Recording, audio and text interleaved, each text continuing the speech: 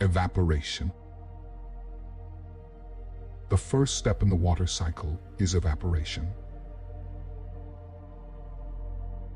The sun's heat warms the water on Earth's surface, causing it to turn into a gas called water vapor. Water vapor is invisible, so you can't see it, but it's actually all around us. Condensation.